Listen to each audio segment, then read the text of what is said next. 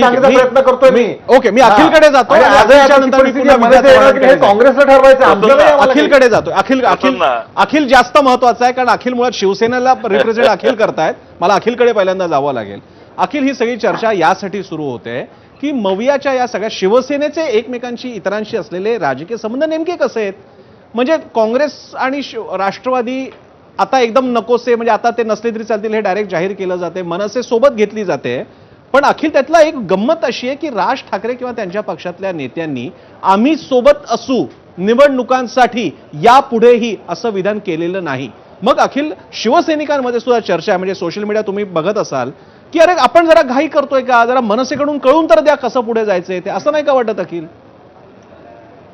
पहिलं तर कोण बोलतंय की कोणाला बाजूला केलं जातंय, अजून त्याच्यावर तशा प्रकारचं काय कुठलं काय बोलणंच नाही झालंय. ते प्रेस कॉन्फरन्स जी काय सकाळी संजय राऊत साहेबांची झालेली आहे ते नीट व्यवस्थित ऐका, फक्त पार्ट्स मध्ये नका ऐकू. असं काहीच झालेलं नाहीये. दुसरी गोष्ट, मनसे आणि शिवसेना ही जर युती व्हायची असेल तर ती युती कोण करणार, किंवा नाही जरी होणार असेल तर ती कोण ठरवणार, ते सन्माननीय उद्धव साहेब आणि सन्माननीय राजसाहेब ठरवणार. आता त्याच्यावर कोणत्याही प्रकारची काय गोष्टच काय पुढे झालेली नाहीये.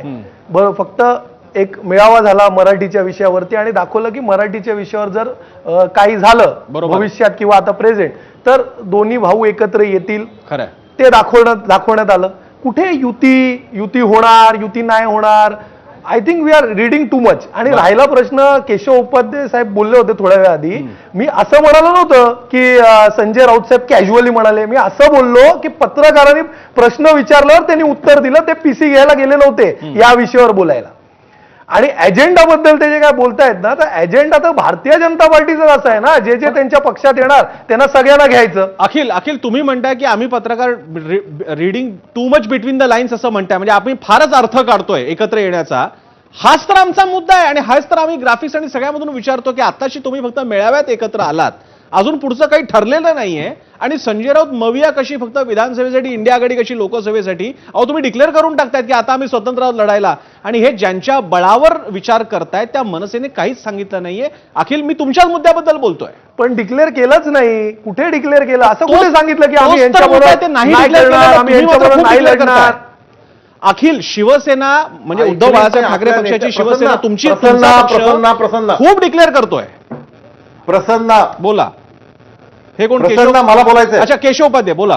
प्रसन्न, मुळात असं आहे की याने आपल्या, हो मला बोलायचं, बोला. हा, मला असं आहे की मुळात आपल्या नेत्यांच्या पत्रकार परिषदात त्यांच्या पक्षाचे प्रवक्तेच जर ऐकत नसतील, दोन गोष्टी. तर आणखीन एक प्रसन्न या सगळ्या चर्चेतली गोष्ट मिसिंग आहे, जी तुम्ही सांगितली नाही, मला सांगितली पाहिजे. त्यांनी सांगितलं ते काँग्रेसवर टीका केली आहे. लोकसभेनंतर इंडिया आघाडीची बैठकच झाली नाही, काँग्रेसला महत्वाचं काही वाटत नाही, अशा प्रकारची भूमिका ती मांडली. म्हणजे काँग्रेस एका अर्थाने, काँग्रेसवर जर उद्या ही म्हणजे आघाडीत, म्हणजे इंडिया आघाडी मविया हे तुटण्याचं पातक संजय राऊतांनी एक प्रकारे काँग्रेसवर नेऊन टाकलेलं आहे. आणि आज पहिल्यांदा बोलत नाहीत, ह्याच्या पूर्वी सुद्धा ते दोन वेळा बोललेले की काँग्रेसने त्यांचा हट्ट सोडला पाहिजे, काँग्रेसने आघात धरला नाही पाहिजे, हे आज परत बोलले. आणि आजच्या याच्यामध्ये धोरण, मग संजय राऊत धोरणात्मक निर्णय जाहीर, समजा प्रश्न विचारला तरी हे धोरणात्मक निर्णय जाहीर, इतका मोठा धोरणात्मक निर्णय आहे की कुणासोबत जायचं ते संजय राऊत असं सहज सांगतात का? मग संजय राऊतांचं म्हणणं सिरियसली घ्यायचं नाही का?